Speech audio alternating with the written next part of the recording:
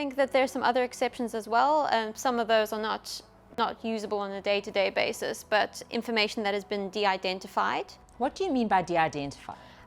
I mean that the information cannot be connected back to the data subject. Okay, so that is basically when somebody's, when it's kind of crunched and made into I think it's called metadata, when they're just looking at groups of people, they're not looking at a particular person. So they would say that there are 53% females within that workplace. They're not identifying each female. Yeah, precisely right.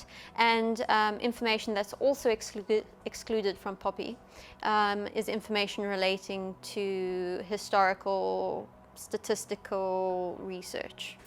I think also there is an exception when it comes to artistic endeavors as well as the media. So we're not going to have a situation where people are able to say, oh, you can't process my personal information on the front page of a newspaper because my personal information needs to be protected.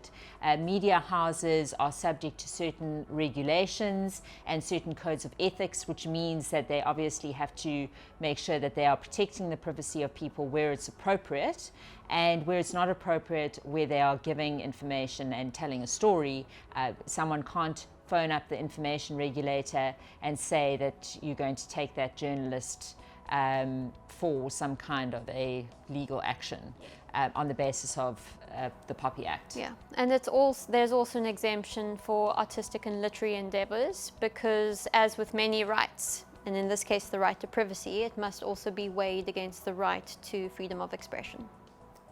They're always balancing these kind of constitutional rights. And there's also exceptions when it comes to the government, for example, gathering personal information.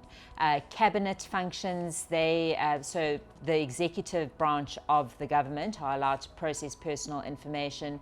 And also when you are processing information on behalf of a law enforcement agency, then you are entitled to gather that personal information, and it's not going to be subject to the POPIA Act.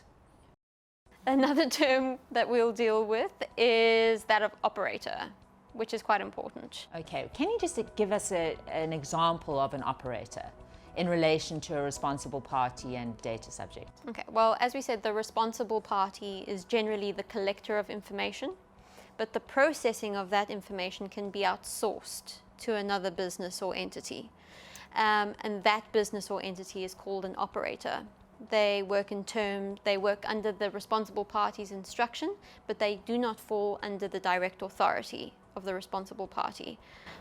Okay, well, I'll give you an example within our law firm. Obviously, we have a huge amount of information, and we have to keep that documentation and that information for a certain period of time in terms of other statutes. And that means that we have to store that information. Because we generate so much paper and because we have huge files, often we have to have that stored elsewhere, say, for example, at a storage unit. Because there's a lot of personal information that is stored elsewhere, we have to have an agreement with that operator, so for example a metro file, and we instruct them to look after our information and to store our information in a way that is compliant with the POPIA Act. Exactly right. Okay, and the thing that people must remember though is that Shepson and Wiley will always be responsible for that information. So if something goes wrong and that information there's a breach and there's a data leak relating to that information, it'll be Shepson and Wiley or whichever company, Shepson and Wiley, that would be responsible for any fine that might eventuate from that. Hence they're called the responsible party, and the other entity would be called the operator.